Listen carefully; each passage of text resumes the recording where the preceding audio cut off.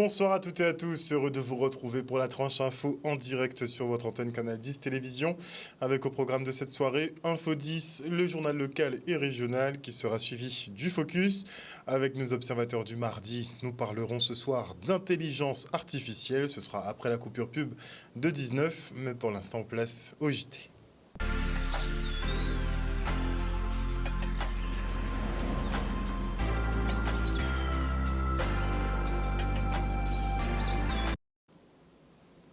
Nous sommes le mardi 2 mai 2023, soit J-13, avant la probable réintégration des personnels de santé suspendus. Ces derniers figuraient d'ailleurs parmi le cortège des organisations syndicales mobilisées pour le 1er mai dans les rues de Pointe-à-Pitre. Le reportage de Michel Depape.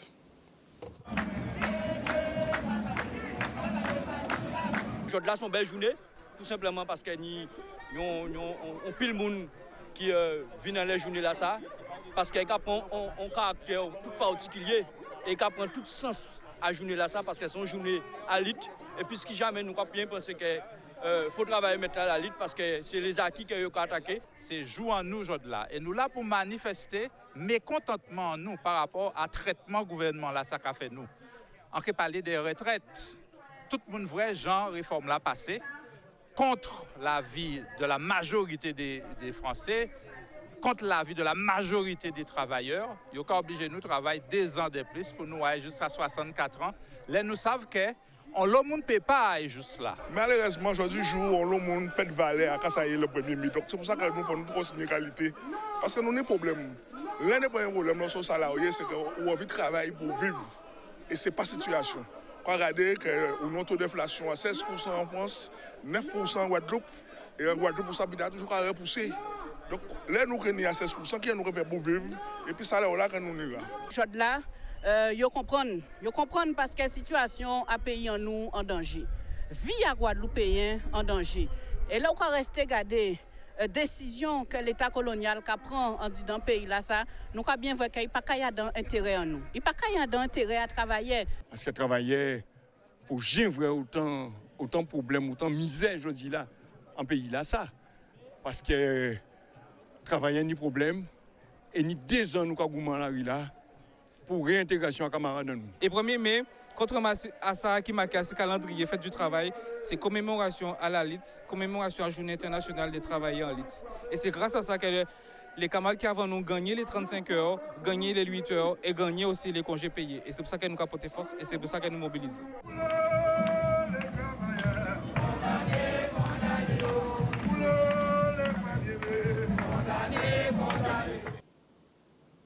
Et notez que le ministère de la Santé a sorti ce jour une instruction relative aux modalités de réaffectation des agents suite à la levée de l'obligation vaccinale. Le document explique les conditions dans lesquelles les personnels de santé vont être réintégrés à compter de l'application du décret le 15 mai prochain. En attendant, les établissements de santé sont d'ores et déjà invités à prendre contact avec les agents pour leur signifier la fin de leur suspension et leur indiquer le poste d'affectation et la date de reprise du travail. La fin de suspension entraîne l'obligation de rémunérer les agents, y compris entre la date de fin de suspension et la réaffectation dans l'emploi. Les périodes non travaillées ne donnent lieu à aucune rémunération et si l'agent ne se présente pas à la date fixée par la décision, et ne justifie pas de son impossibilité de se présenter, l'employeur peut enclencher une procédure d'abandon de poste avec l'envoi d'une mise en demeure de se présenter au poste d'affectation.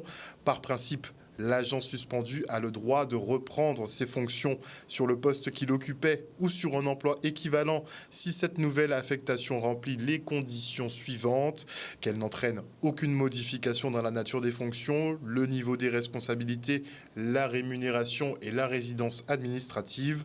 Elle se situe sur la même implantation géographique que le poste occupé antérieurement et elle n'est motivée que par les seules nécessités de fonctionnement et de continuité du service.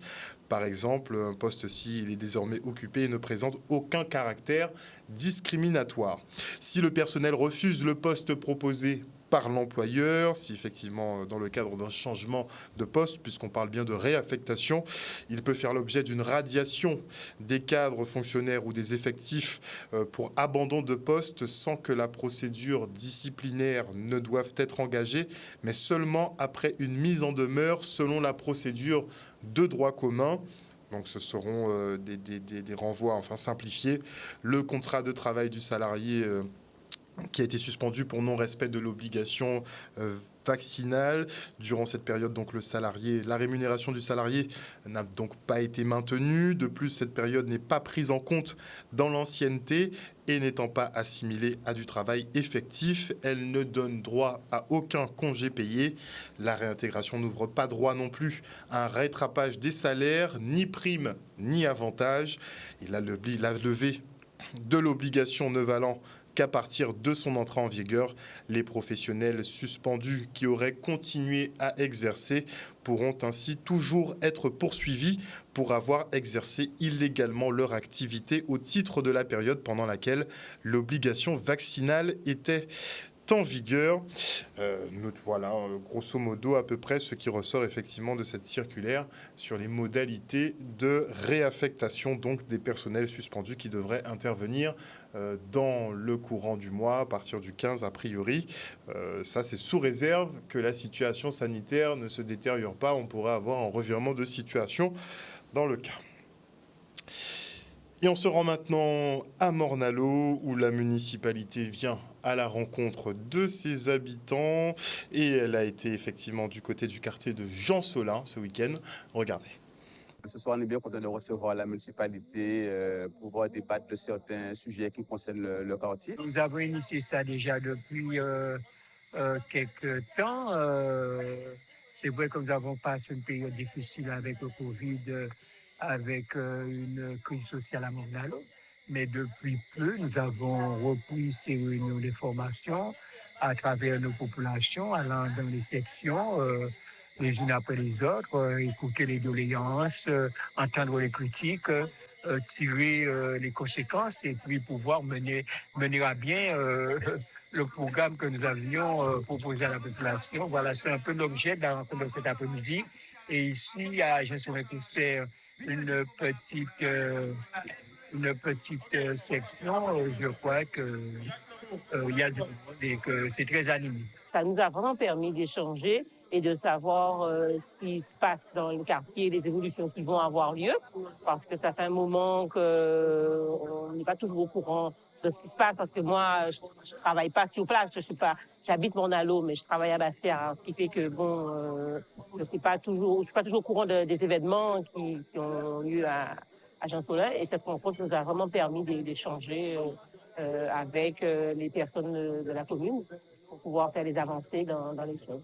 Je suis vraiment contente de cette rencontre. Pour le secteur, on l'a dit, il y a un problème d'écoulement d'eau pluviale que les riverains ont soulevé. Il y a le problème de ce petit terrain de jeu, de sport, la clôture mérite d'être refaite sur l'instant-fait. Il y a le projet aussi d'une maison de quartier. Pour nous, c'est l'essentiel pour que les gens puissent se réunir et puis réfléchir aux différentes problématiques qui se posent.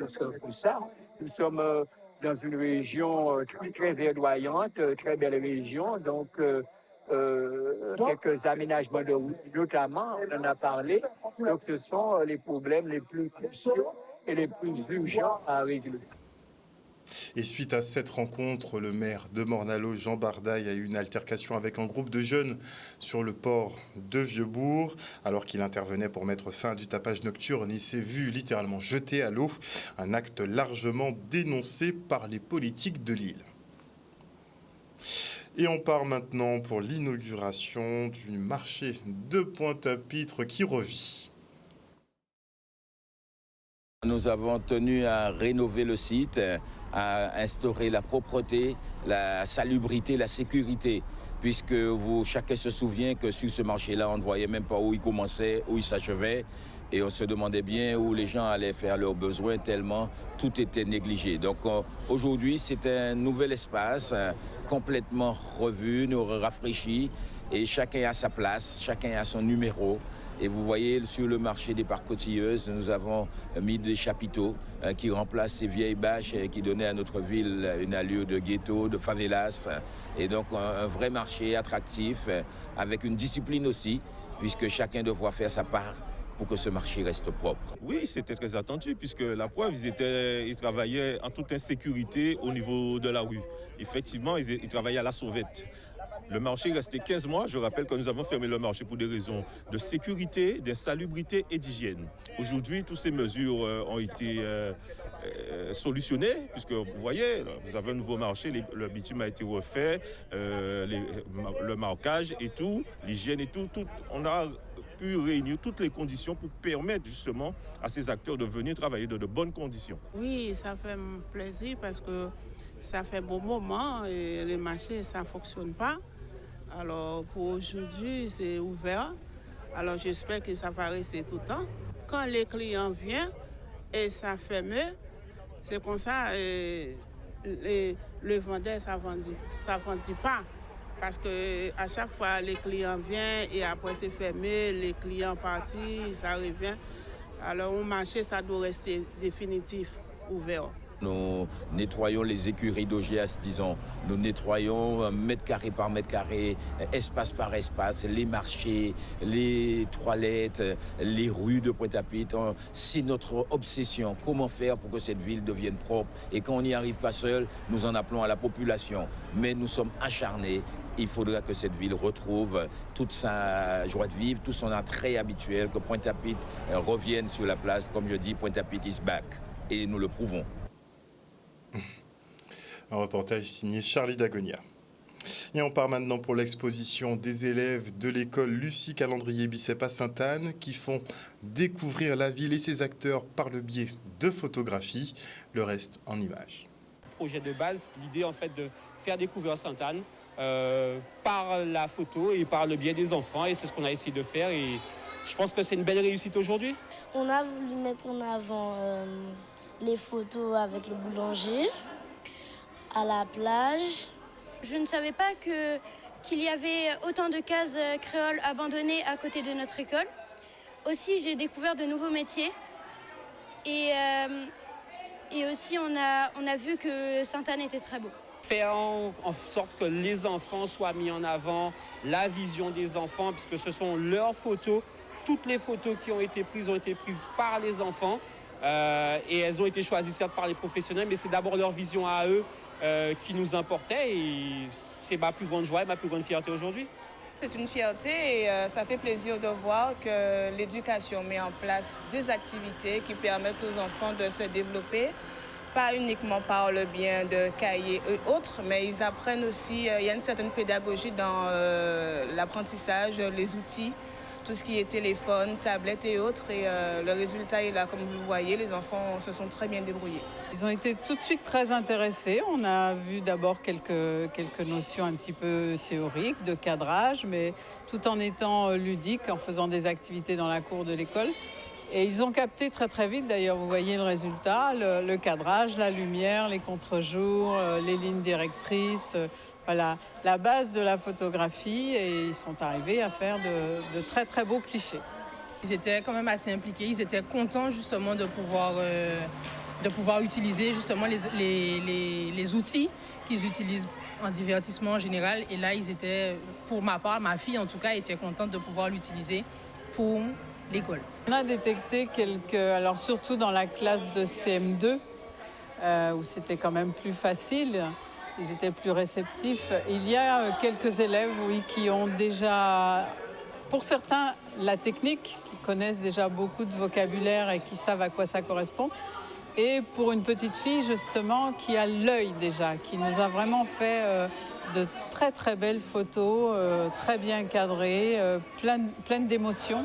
Et je pense que oui, elle peut, à mon avis, demander au Père Noël de lui offrir un appareil photo. Je pense qu'elle est capable de faire de très belles choses. Un reportage d'Olivier Félix. Et on adresse maintenant nos félicitations à Céline Saint-Julien, la nouvelle Miss Moule 2023 que l'on découvre tout de suite. Votre Miss Le Moule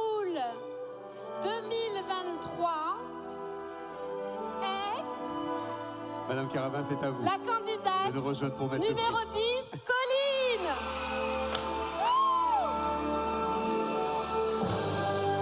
Et la première dauphine, Naïma Luce.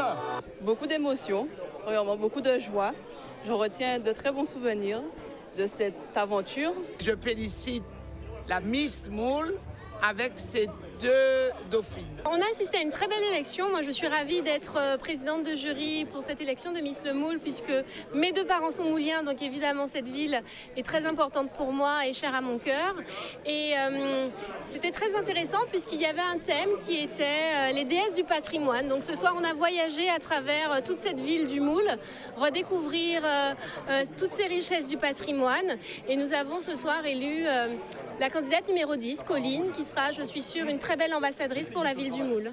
Comme je l'ai dit lors de mon discours, je souhaiterais améliorer justement l'accès à certains établissements aux personnes à mobilité réduite. C'est pourquoi je souhaiterais proposer un certain nombre d'actions en collaboration avec les différentes parties concernées visant justement à ce projet. Ce qui me fait sourire, je viens de leur demander, les 2, la Miss, la première dauphine, elles sont des grands fonds et la deuxième dauphine, elle est de la section de Guinée. Alors je leur souhaite du courage de continuer leurs études. Et on part maintenant pour la 20e édition de la Coupe du Maire sur le plan d'eau de Sainte-Rose. Cette compétition de voile traditionnelle est de retour pour le plus grand plaisir des amateurs de nautisme. Regardez. Nous sommes au bord de mer de Sainte-Rose, le bord de mer de Sainte-Rose qui a vu se développer depuis tantôt. C'est toute l'histoire de Sainte-Rose, une belle activité liée à la mer. Et aujourd'hui, nous sommes à la 20e édition de cette compétition appelée la Coupe du Maire, mais c'est une compétition de voile traditionnel. Alors, voile traditionnel ici, c'est important parce qu'il y a de ça plus de 30-40 ans, certains avaient décidé de reprendre cette activité qui était à l'époque gérée par ceux qui étaient les hommes de la mer, des professionnels de la mer. Et je pense en particulier à quelqu'un, j'en parle aujourd'hui parce qu'il est décédé ce matin, Pierrot Ursulé.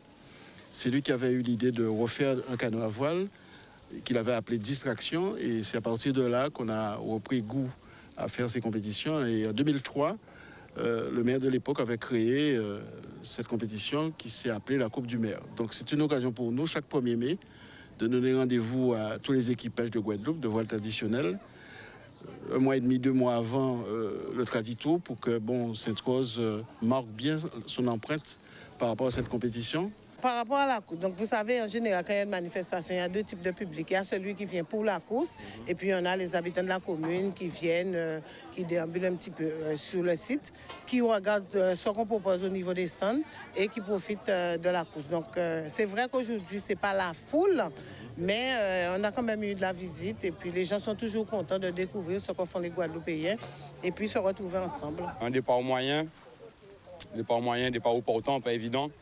Après, petit cafouillage à la bouée avec Maxime Chipotel, donc je dois débriefer avec lui parce que j'ai fait une erreur à la bouée. Je suis très à cheval sur les règles, donc j'admets mon erreur, donc ça je dois débriefer un peu avec lui.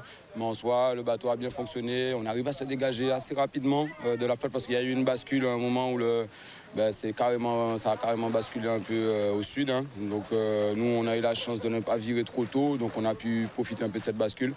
Et à partir de là, on a su se placer sur le peloton de tête. Et petit à petit, on a tricoté, on a pu remonter. Le bateau a bien marché, l'équipage était au top. Donc voilà, on est très content, très content de cette performance. En fait, nous, 1 an, jour pour jour. Aujourd'hui, il y a 1 an, l'an dernier, à la fête du maire, c'était notre première régate avec la même équipe.